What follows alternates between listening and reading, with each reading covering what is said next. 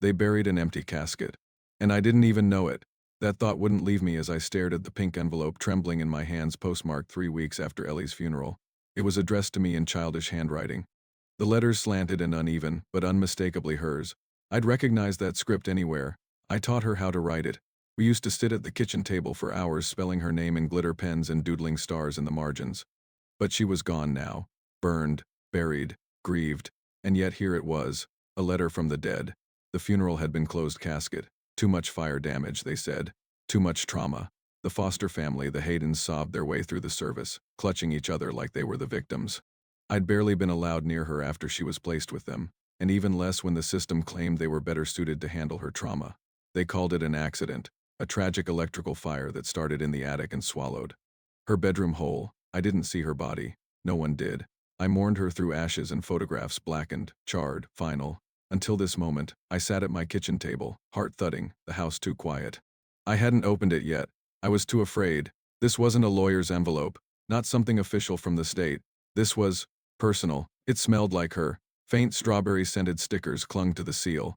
My hands shook as I slid my finger under the flap. And then I saw it dotted T, the top of the first page. In pink gel pen were the words, "My will in case they ever say I'm gone." I stopped breathing. This wasn't a child's joke, not a game. Ellie was 8, yes, but she was clever. Too clever and scared. I read the first line. "If you're reading this, they probably told you I'm dead." I'm not. I escaped. I clutched the paper like it was alive, like I could pull her voice straight out of the ink and hold her again. I read on, eyes darting across each hurried, messy sentence. Mr. Hayden said I was too curious. I heard them whispering at night about moving me and getting paid. I found the burner phone. I took pictures. I hid them, my stomach twisted into a knot. They watch everything I do. So I made this at school and put it in the art cupboard. Miss Lenny promised to mail it to you if I didn't come back one day. She said she would. I hope she did. I whispered her teacher's name aloud like a prayer, Miss Lenny. God bless you. The pages were stuffed with details, dates, conversations. Even a sketched floor plan of the Hayden's house. She wrote about a loose floorboard in her closet, a hidden box beneath it, a USB drive sealed in foil, and a toy horse where she stashed the code. And then, at the very bottom, her final words, "Auntie, if you find this, it means I'm still alive. Please find me before they do." I dropped the letter. The room swayed around me. My ears buzzed. I wasn't crazy. I wasn't in denial. This wasn't hope playing a cruel trick. Ellie wrote this, after she was supposed to be dead. And someone helped her send it. I grabbed my phone and called the police, voice cracking, explaining what I'd found. The operator sounded polite, but detached. They promised someone would follow up. They didn't. I emailed her caseworker. No response. It felt like I was shouting into a void that had already closed the file on her. Case complete. Child deceased. Move on. But how do you move on when a dead girl writes you a will? I dug through my old storage bins and pulled out every photo I had of her birthdays, zoo trips, Christmas mornings. I needed to remember every scar, every mark, everything that could prove it was her if I found her. I scanned the photos with shaking hands, memorizing her face again. Freckles beneath her left eye, a chipped tooth from the monkey bars, the way her nose crinkled when she laughed.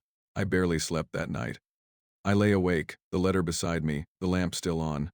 I couldn't shake her voice from my head, the way she used to whisper to me in bed when she had nightmares. "Auntie, what if I disappear?"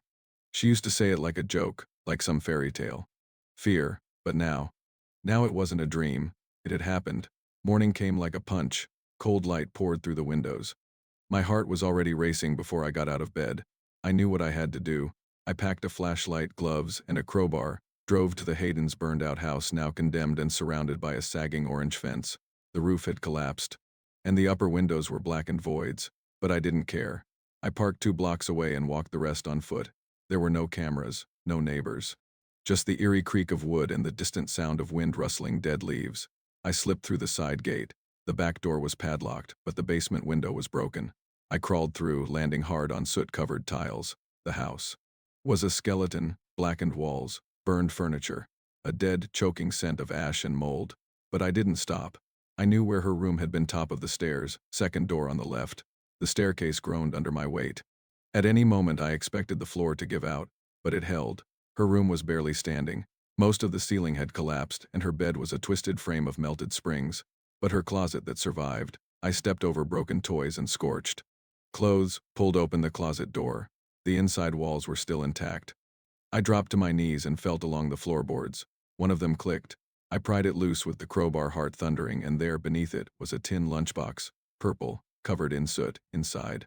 A flash drive, a locket, and a photo. Ellie. Alive, standing beside a man I'd never seen before, and the photo was dated 2 days after her death. The wind howled through the cracks in the scorched walls as I stood there, flashlight beam shaking in my hand, staring at the photo that shouldn't exist.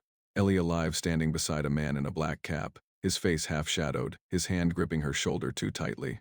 The timestamp on the bottom right was cruel in its clarity. 2 days after she was declared dead, after I'd cried into my pillow thinking I'd failed to protect her. I felt the air leave my lungs as if I'd been punched. Beside the photo lay a tiny locket I remembered from her birthday, gold-plated with a little pink flower on it, and a cheap flash drive wrapped in a sticker of a unicorn, the kind she used to stick on my fridge. My hands trembled as I picked it up, suddenly hyper-aware of how exposed I was standing in that ruined house, the smell of ash and old wood pressing in around me like a warning. I backed out of the closet, retraced my steps down the broken stairs, and climbed out the basement window the way I'd come in, this time cradling the flash drive like it was a bomb. I didn't breathe until I was locked safely in my car 2 blocks away, doors sealed, windows rolled up, and then I slid the drive into my laptop, heart hammering so loud I could barely hear myself whisper, "Please, baby. Please let this be real." The screen flickered once, then opened a single video file. No name, no icon, just a timestamp and a length. 1 minute, 43 seconds. I clicked play. The screen was shaky at first, then steadied. It was Ellie, clearly filming from under a bed or a blanket. Her face was pale, dirty, eyes wide with terror, whispering straight into the camera like it was her only lifeline. "Auntie," she said softly, her voice cracking. "If you're seeing this, I'm not dead. I got out, but they're hunting me now. Mr. Hayden isn't who you think he is. Don't trust him. Don't trust anyone from the house. They're not foster parents.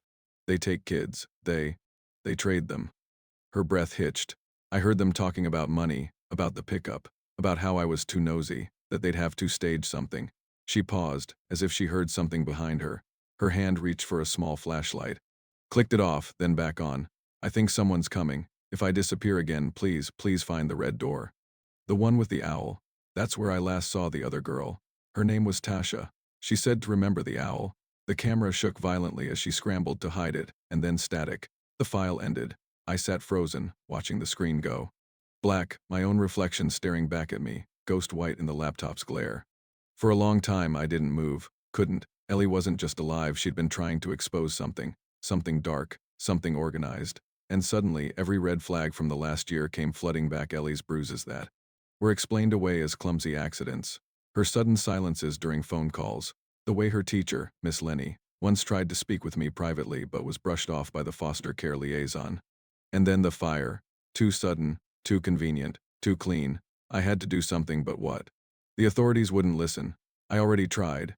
And if this went deeper than just the Haydens, if there were others involved, others who wore suits and carried badges, then I couldn't risk tipping them off. I needed help, but not from the police, not from CPS, someone independent, someone who'd believe me.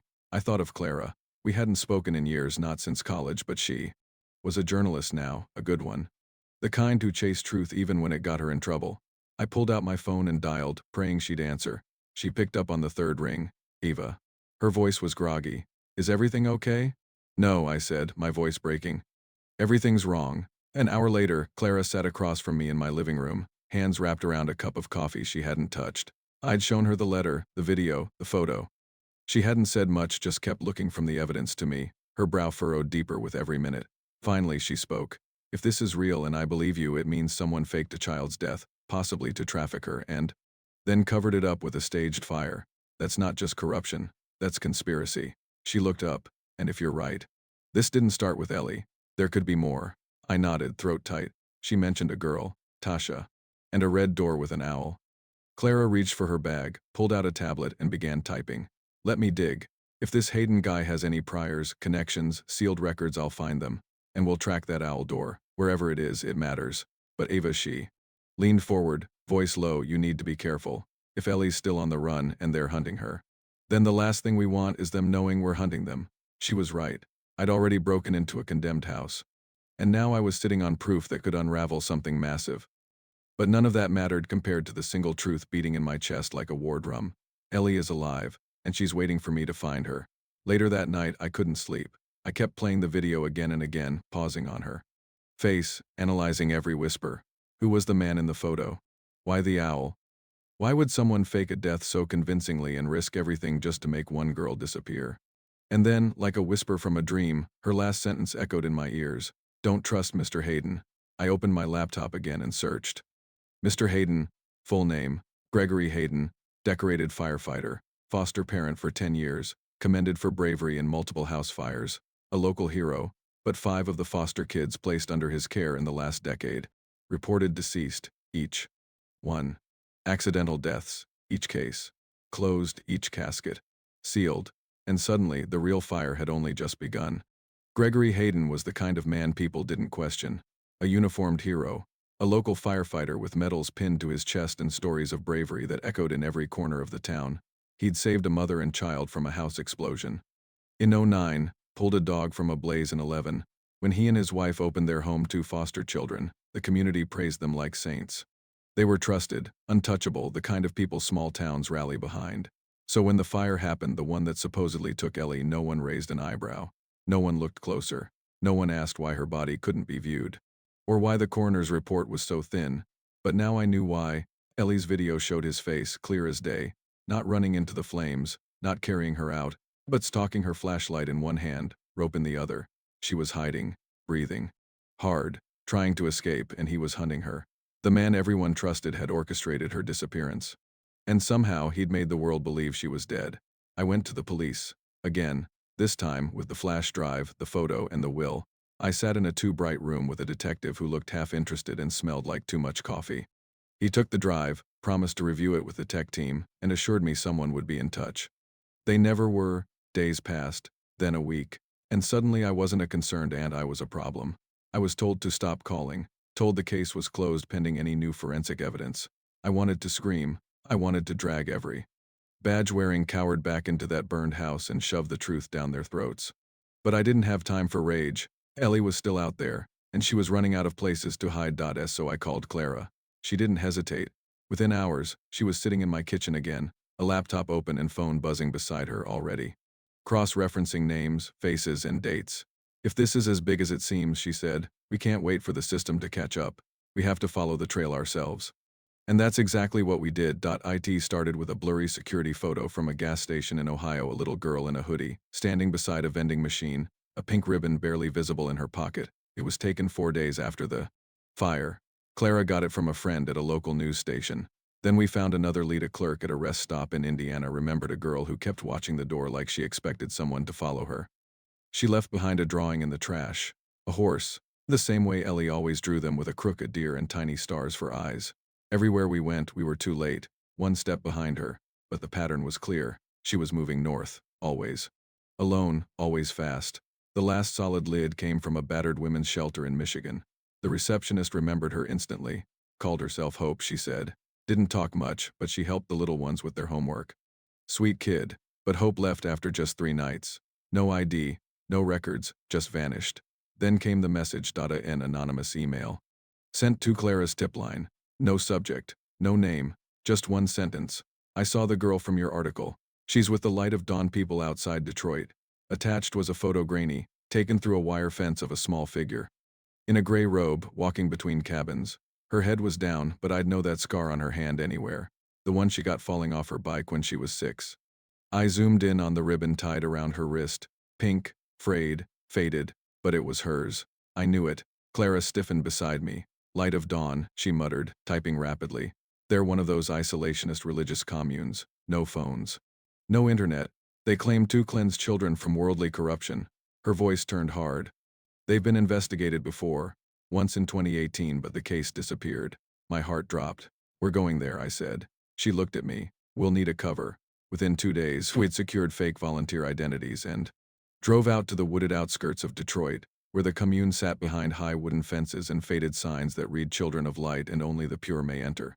It was eerie, like walking into another world. Women in gray dresses moved quietly between the cabins. Men watched us from porches with arms crossed, expressions unreadable, but all I cared about was finding her. Then I saw her, serving lunch in silence, a pale, thin girl with cropped hair and eyes that scanned the ground, never rising to meet anyone's. She didn't recognize me, At least, not outwardly. But I saw the flicker of pause in her steps, a tremble in her fingers. My chest ached with how much she'd changed. They'd cut her hair, changed her clothes, tried to erase who she was, but they couldn't change the way her hand curved when she held a spoon. They couldn't change the tiny scar near her left eyebrow. They couldn't change the way her eyes widened for just 1 second when I said softly, "Even stars hide when they're scared." She froze. Then, almost too quietly to hear, she whispered back, "But they shine again when love finds them." My legs buckled. It was her. My Ellie, my baby, alive. But she didn't run to me, didn't smile. She looked afraid not just of the people around her, but of what might happen if they knew she remembered me. Clara saw it too. We knew then we couldn't just walk out with her. We'd have to extract her carefully, smartly. One mistake and we'd lose her again, maybe forever. And then Clara said something that chilled me to my core. I looked into the commune leader, she whispered. The man who runs this place. The one who calls himself Brother Samuel. She showed me a photo on her phone. It was the man from the picture. The man with the black cap. Mr. Hayden's brother. I couldn't sleep that night, not with Ellie just a few hundred feet away, curled up in some cold cabin under a different name, surrounded by people who had stripped her identity like old wallpaper. I kept replaying the moment in the dining. All over and over in my head, how she froze, how her eyes locked with mine for a heartbeat too long, how her lips trembled as she whispered the words only we knew. But they shine again when love finds them. It was her. No doubt. No question. She remembered. But she was scared, far more than I'd ever seen her. And that fear held her hostage even more than these people did. They'd brainwashed her, or tried. They'd changed her name to Hope, cut her hair, and taught her to move through the world with her head down and her heart caged. But they hadn't taken her eyes. Her eyes still screamed for rescue. For me, and I swore to God I wasn't leaving. Without her, Clara had gone back to the van early, said she needed to upload footage, but I knew what she was really doing, digging, connecting dots, pulling every thread she could find. I stayed behind, volunteering to help with evening cleanup so I could stay closer to Ellie. I watched her from across the open field where the children were made to stand in silence and recite verses about obedience and purity. Brother Samuel watched too from his perch at the center of the compound, always flanked by two men in gray robes who looked less like spiritual guides and more like guards. I recognized him instantly from the photo on Clara's phone. Same sharp jaw. Same deep-set eyes, same smirk. If Gregory Hayden had fire in his blood, Samuel had ice. And the idea that Ellie had escaped one predator only to be held captive by another made my stomach turn. That night, I managed to sneak a note to her, wrapped in a napkin during kitchen duty. I didn't write much, just "Stay strong. We're here. You're not alone." I tucked it into the pocket of her apron when no one was looking. She felt it. I saw her freeze again, saw her glance at me, but she didn't move, didn't smile, just blinked twice, our old signal for "I'm listening." It was all I needed. Back in the van, Clara was pale and tense, her fingers flying across her keyboard. "I found it," she whispered as I climbed in. "There's a network. Samuel's commune is one of 3 in the country tied to the same shell nonprofit, all religious fronts. All registered as rehabilitation centers for troubled youth.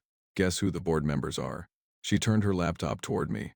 There they were, photos, names, addresses, and at the top of the list, Gregory Hayden. "He's not just the monster who faked her death," she said. "He's the one feeding these places, hand-picking the kids no one will miss. Ones with no strong family, no paperwork, no watchdogs." I stared at the screen in disbelief. "So Ellie wasn't the first." "No," Clara said darkly. "She's just the one who fought back. We couldn't go to the police. Not yet. We needed evidence. Real, irrefutable evidence. The kind that forces their hand, that sparks media outrage, that rips the curtain down." Clara had already planted 2 hidden cameras in the mess hall and the gathering tent. But we needed more proof of abuse, of coercion, of forced identity. Changes. Most of all, we needed Ellie to talk, to confirm it herself. The next day, I found her in the garden behind the dorms, pulling weeds beside another girl, quiet, maybe 11, with a bandage on her arm. I approached with caution, pretending to admire the marigolds. "You did a beautiful job with these," I said gently. Ellie didn't look at me, but her hand slowed. I crouched beside her, low and calm. "The stars still hide," I whispered. Barely audible. "But they haven't stopped shining." She inhaled sharply. Her eyes darted to the other girl, then back to the soil. "Why did you come?" she whispered, not looking at me. "They said I'd never be found. Because I never stopped looking," I said. "And I never believed you were gone." Tears welled in her eyes, but she blinked them back fast, like she'd been trained not to cry. "They said if I ever talked about before, they'd send me to the Gray House." "What's the Gray House?" "Where they make you forget more," she whispered. "They keep you in a dark room. No food, no talking, sometimes. They take the ones who never come back." I felt my throat tighten. You don't have to be afraid anymore. We're going to get you out. She shook her head quickly. Not now, not yet. If they know you're here for me, they'll move me, hide me. They've done it before. That night, Clara and I made a plan. We would gather the last pieces of evidence footage of the Gray House, documentation of children being silenced, punished, isolated. Clara would contact her editor and send the story to 3 other outlets. At once, too big to bury. And when the story hit, we'd go in with Child Protective Services and law enforcement behind us. But we had to act fast, because someone knew. The next morning, the guards stopped me on my way to the kitchens. Brother Samuel would like a word, one said. In his cabin. The walls were lined with photos of smiling children, each one smiling. The same strange, vacant smile. He gestured to a chair. We're grateful for your service, he said slowly, but we feel your presence may no longer be aligned with our values. I forced a calm smile. I'm just here to help. His lips curved. Some of the children have become distracted. We find that new volunteers can confuse fragile minds, especially those we've worked hard to rehabilitate. I knew what he meant. He knew I was here for Ellie. Clara was already back at the van when I returned, visibly shaken. They're moving her, she said. Tonight, I overheard them. They said she's compromised and needs to be relocated before the next phase. We didn't have time to wait for a raid or a media storm. If we wanted to save Ellie, it had to be tonight. And if we failed, she would vanish again, maybe for good. The plan was reckless, desperate, and stitched together with nothing but instinct and love, but there was no more time for waiting. That night, under a sky as dark as the secrets in that camp, Clara and I returned to the edge of the commune for the last time. We parked the van in silence, our breath fogging the windshield, hearts hammering in sync. We were out of options, out of patience, and Ellie was out of time. They were going to move her, erase her trail again like they'd done with others. We knew what that meant. She would vanish, folded into another false identity, another locked cabin, another name she didn't choose. Maybe this time they'd break her completely. Maybe this time we'd never find her again. I looked at Clara, her face pale but steady, and nodded once. We go now. She grabbed the camera bag while I pulled on the camp volunteer hoodie I hadn't returned. We used the side fence week where the wood had begun to rot and slipped. Through just before midnight, the entire compound was silent, blanketed in moonlight and dread. We moved like shadows past the prayer hall and the dining tents, staying low, avoiding the line of cabins where the men slept. I knew where Ellie was, cabin 3B, the one beside the chapel. That's where they kept the girls who were obedient. I hated that word now. I hated everything they'd taught her: how to be silent, how to be invisible, how to hide the fight that once made her sparkle. Inside cabin 3B, Ellie was awake, sitting up on her thin mattress, as if she'd been waiting. As if she'd known I would come. Her eyes were wide, full of fear but also something stronger: hope. I knelt beside her, whispered her name, and when she saw me, really saw me, she didn't cry. She didn't panic. She nodded, like a soldier who already understood the mission. She slipped her hand into mine, and for the first time in nearly a year, I felt her pulse. Real, alive. We almost made it out. Almost. We were halfway to the fence when the spotlight snapped on, slicing through the darkness like a blade. A siren wailed. Voices shouted. Clara swore. Ellie clung to me, eyes wide with terror. Then the door to the main building flew open, and there he was. Brother Samuel, standing tall in his gray robe, his face twisted with fury. Stop. He bellowed, his voice thunderous in the night. Return the girl. Behind him, 2 men surged forward. We ran. Clara tossed her camera bag over the fence and began pulling Ellie up while I turned, blocking the path between them and us. I had no weapons, just fury, just the raw, volcanic rage of an aunt who had spent a year grieving a child who had been buried alive by monsters in plain sight. You're done, I shouted. The world's going to see what you really are. Samuel sneered. You don't understand who we serve. I don't care who you serve, I spat.